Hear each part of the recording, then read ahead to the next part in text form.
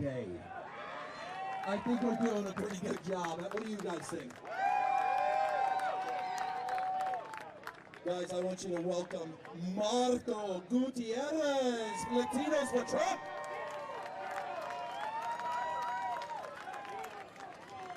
What's up, guys? My name is Marco. I am a Mexican American and I support Donald J. Trump. And I want to thank Kyle for putting all this together. I'm lucky to be here. Guys, I was born and raised in Mexico. I came here when I was 17. And I waited in line. My family was separated for 4 years. Christmas came and went, and I waited. My brothers waited. This is the promised land, guys, and you have to defend it. God was great enough to get me out of Egypt. And now that I am here, I don't want to defend Egypt. I don't want to defend Mexico. I'm an American. And you guys make me feel an American, and that's why I'm here. And whatever I can do, I'll do it for this country and for this flag. Thank you.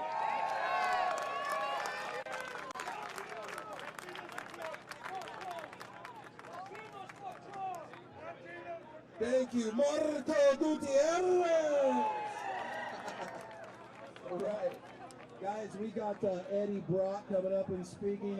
Some of you guys might know Eddie Brock.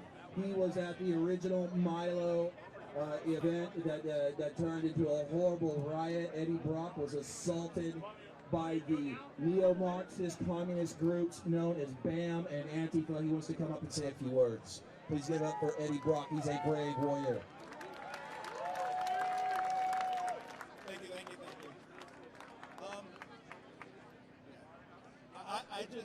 I just wanted to say that when at the Milo thing in Berkeley and being surrounded by 20, 30 Antifa at a time, and them just laying punches into my face, and them throwing rocks, and them throwing sticks, trying to get me down. And the whole time I just kept getting assaulted by them. And I knew that I didn't want to fight back because I don't believe in violence, I don't believe in retaliation. I believe in taking the punches and keeping on going. And I kept on getting hit, but I kept on putting my arms down. And the one thing they couldn't do, the one thing after rocks and sticks and punches directly to the temple and the head and everything, they couldn't knock me down. They couldn't knock me down, they couldn't bring me down. They completely failed at intimidating this one right here.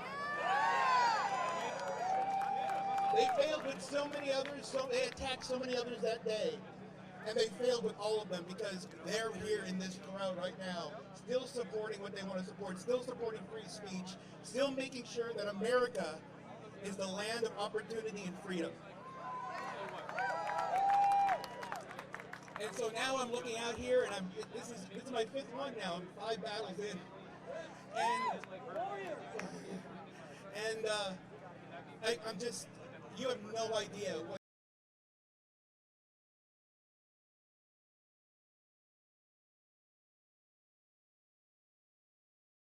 And I'm willing to stand up for theirs. I am so happy. It really, it's overwhelming every time I come to see how many people are joining the freedom movement in this city. And we're going to let Berkeley know that there's hundreds here making sure freedom is safe. There's thousands more around the state that are making sure freedom is safe. And the millions and millions across the country know that we're trying to keep freedom safe in this liberal hellhole. We are the ones that are going to make sure the whole country sees that freedom still reigns here in Berkeley, here in California, here we're in America. Thank you very much. Thank you. You have no idea.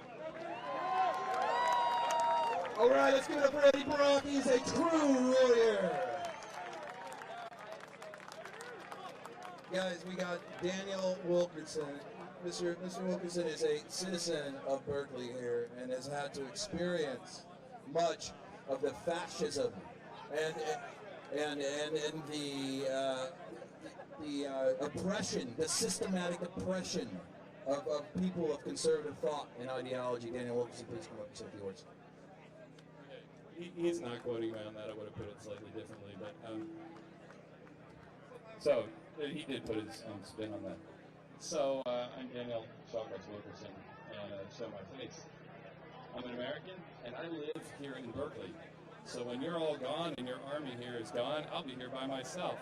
And if they want to attack me on the street, they can do it, which is I brought this. So, so I'd just like to point out, yeah, and I recognize it takes me to stand here, but I wanted to point out something here, because Americans, people tend to criticize us for sometimes being a little short-sighted on history. There's a large historical context with what we're doing here today. Now, has anybody ever been to a bar and heard someone order a Bloody Mary? Yeah, I heard a Bloody Mary? That's just a drink, right? That's just a scheme to sell alcohol, right? No. Bloody Mary was Mary the First of England, okay? And she ruled in like 1550s. And she was a Catholic, and the country, people in the country started to say, hey, I want to read the Bible, and I want to think for myself. You know, I'm not a Christian, I'm a Buddhist, but I appreciate, you know,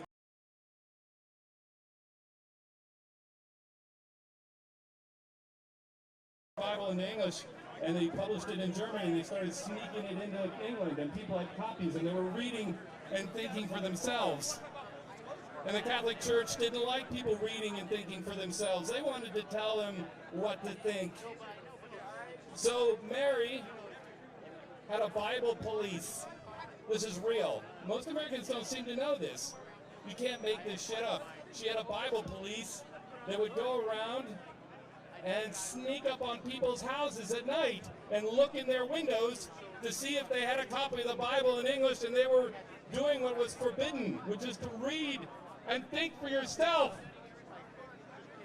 You didn't know this, huh? Look it up, it's on Wikipedia. Benjamin Franklin talks about memories of his stories and his family held down from that time in his autobiography. Read Ben's autobiography. A couple hundred years earlier, they still had stories from his family from that time. And in Ben Franklin's family, they had a Bible, and they hid it in a joint stool, whatever that is, with tapes, whatever that is. And they had a child waiting. One of the kids would wait at the window and look for the Bible police. And, you know, kids sometimes are a bit inattentive. They're a bit dreamy, daydreamy. You can't necessarily rely on them, you know, for the life and death of your entire family. But those kids had the life and death of their entire family in their hands, watching for the Bible police so they could hide the Bible real quick. Because if the Bible police caught you reading a copy of the Bible in English and thinking for yourself, you know what they would do? They would come into your house, and they would take you, and after a bullshit formal trial, they would tie you to a stake in the middle of town, and they would burn you to death. And those people